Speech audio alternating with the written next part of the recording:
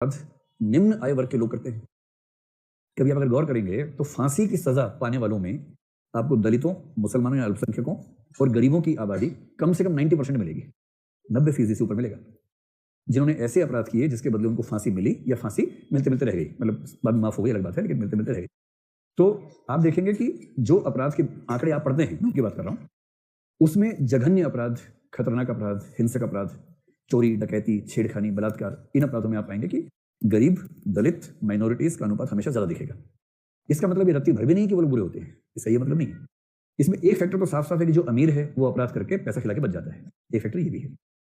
दूसरा, अमीर व्यक्ति को अपराध करने की भी जरूरत भी नहीं पड़ती है, उसे वो चीजें आसानी से यूं ही उपलब्ध हैं जिनकी अनुपलब्धता से परेशान होकर गरीब व्यक्ति अपराध करता है, ये फैक्टर भी है। और इसी तरह से कई और फैक्टर्स हैं। अगर आप एक ऐसी जाति में हैं जहां सुविधाएं ज्यादा हैं, पुरुष हैं जहां अधिकार ज्यादा हैं, संसाधन ज्यादा हैं, तो अपराध की जरूरत आमतौर पर आपको वैसे भी कम होनी चाहिए।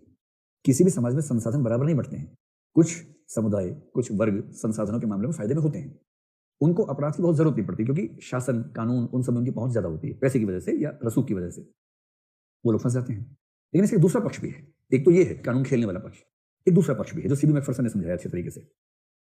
उसने कहा सोच के देखिए, जैसे अगर आप सब जिस परिवार से होंगे वो मध्य वर्ग या उच्च मध्य वर्ग का होगा, कुछ बच्चे उच्च वर्ग के होंगे जिनके घर में संसाधन ज्यादा होंगे।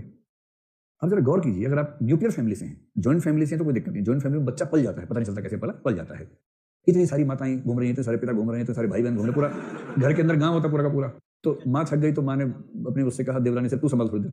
उसने कहा, बेटा यहाँ लल्ला, यहाँ आ जा, फिर लल्ला वहाँ खेल रहा है आराम से, और ऐसे करते करते मैनेज हो जाता है किसी तरह से। न्यूक्लियर फैमिली में छक्के छूट जाते हैं पेरेंट्स के, क्योंकि दोनों काम करते हैं, नौकरी करते हैं, एक बच्चा है, और बच्चे का सोने का टाइम कभी वो नहीं होता जो माँ बाप का होता है, रात भर जगाता है उनको, फिर वो आंख मलते हुए ऑफिस जाते हैं अपने, दिन भर दुखी रहते हैं, पछताते हैं कि ये बच्चा क्यों इस दुनिया में आया। अब तो ये इसमें इरिवर्सिबल मामला है, ये तो हो नहीं सकता कि रिवर्स हो, बस अब तो आ गया तो आ गया।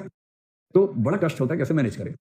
अब उसका मैनेजमेंट कैसे करेंगे? देखिए, जो दिल्ली में मध्य वर्ग का है, उच्च मध्य वर्ग का है या उच्च वर्ग का है, वो तुरंत क्या करेंगे, एक काम वाली को रख लेंगे, डोमेस्टिक हेल्प। और बड़े शहरों के मध्य वर्गीय परिवारों में कहते हैं कि दुनिया में कोई जिए कोई मरे, बाई की छुट्टी ना हो, बस। काम वाली बाई पति से ज्यादा प्रिय मानी जाती है पत्नियों को, कि पति 2-4 दिन चला जाए, कहीं मर जाए कोई, लेकिन वो अगर वो नहीं आई घर में तो उस स्त्री की हालत खराब हो जाती है, काम सारा उसके सिर पे आता है। उसकी बड़ी महिमा है भाई, बहुत महिमा है। अब इसका दूसरा पक्ष गौर कीजिए, जो घर में काम करने वाली महिलाएं हैं उनकी उम्र भी आमतौर पर 20, 25, 30 के बीच में ही होती है। बहुत बूढ़ी महिलाओं से तो ये काम कोई करवाना नहीं चाहेगा। वो जो महिला इसके घर में आके काम कर रही है, इसके छोटे बच्चे को पाल रही है, क्योंकि ये मैनेज नहीं कर पा रही, उसका काम क्या है, उस बच्चे को पालने में मदद करना। अगर ये ऑफिस गई है तो उस समय संभालना, अगर है भी तो सहायता करना। इस औरत का भी बच्चा उतना ही छोटा है, ये उसको छोड़ के आई है। क्यों छोड़ के आई है? क्योंकि पैसे होंगे तो उसको खाना खिला पाएगी, वरना खाना भी नहीं खिला पाएगी। और मूल्य खिलाने से पहले जरूरी क्या है? खाना खिलाना। तो खाना कैसे खिलाए उसको? वही औरत है। वो अपने घर से आती है 10-12 घंटे के लिए अमीर घर में, इस बच्चे को 2 माताएं मिल जाती हैं, थोड़ा मूल्य उसने थोड़ा सा सिखा दिया, मूल्य ठीक ठाक मूल्य बोध बन गया उसका, सिखाने के लिए कई लोग उसके आसपास हैं। और इसका गरीब बच्चा, 1 या 2 बच्चे, वो घर में अकेले हैं क्योंकि उनकी माँ खाना कमाने गई है। इन बच्चों को माँ का प्यार नहीं मिलेगा, और जॉन बॉल भी कहेगा कि जिसको माँ का प्यार नहीं मिलेगा उसके अपराधी बनने की संभावना ज्यादा है। और यदि ये बच्चा सरकारी स्कूल के माहौल में, जहां पढ़ने को भी ठीक से नहीं मिला, और 11, 12, 13 की उम्र तक आते आते खराब व्यवहार करने लगा, छोटे मोटे अपराध करने लगा 14-15 की उम्र में, और उसके बाद रसूखदार लोग क्या कहेंगे, ये लोग होते ही ऐसे हैं। उनकी मोटी बुद्धि में ये नहीं समाएगा कि इस व्यक्ति के ऐसा बनने में सबसे बड़ी भूमिका इसकी है कि इसको इसकी मां नहीं मिली और अमीर बच्चे को 2 माताएं मिली थी परवरिश के समय।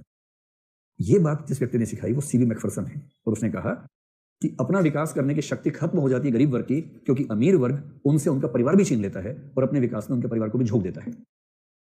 तो जब कभी आप सुने कि जघन्य अपराधों में गरीबों की, दलितों की, अल्पसंख्यकों की भागीदारी ज्यादा है, इसकी वजह समझिए। ये मामला बाई चॉइस नहीं होता है, इसके पीछे की परिस्थितियां कैसे काम करती हैं, समाज को समझने के लिए बहुत जरूरी है। तो खैर, प्रभाव सर्वाधिक है, और आप कह सकते हैं कि जीवन भर ये प्रभाव, मतलब मोटी सी बात है कि जो मूल्य 6 साल तक बन गए, लगभग पूरा जीवन व्यक्तित्व वैसा ही रहता है। उसमें छोटे मोटे चेंजेस आए तो आए, बहुत बड़ा चेंज आने की संभावना नहीं होती है। लिख पाएंगे 150 शब्दों में? अच्छा, ठीक है। अब दूसरा हिस्सा ले लीजिए कि शिक्षा संस्था की भूमिका क्या है।